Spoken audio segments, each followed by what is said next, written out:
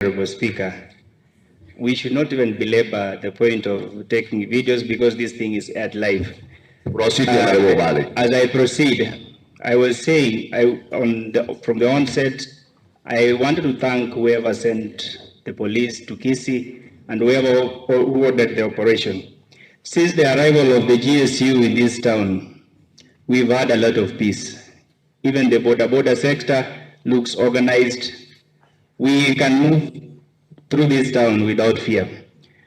We have, for instance, our brother, Honorable Arege, Director Arege. I've not heard any of these members complaining about the presence of GSU. Castigate that we have had great issues of insecurity within the town of Kisii. Honorable Speaker, I want to say that it's only the guilty who will be afraid of the presence of police officers in Kisii County. The police are there to provide security. Honorable Obare, I don't know if I have an honorable member called Honorable Olege.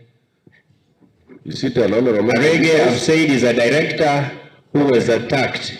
Okay. To substantiate my claims of the insecurity within Kisii County. So we will not be comfortable castigating the presence of police officers within Kisii if we do not have anything we are hiding. We want to thank the national government for supporting Kisii County and by sending those police officers to ensure that Kisii County is secure. And I ask them to continue being in Kisii so that there will be order. Thank you.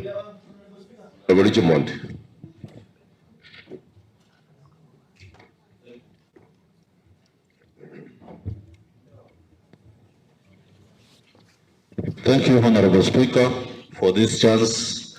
Let me use English so that I may not be mistaken. Honorable Speaker, I stand to support this motion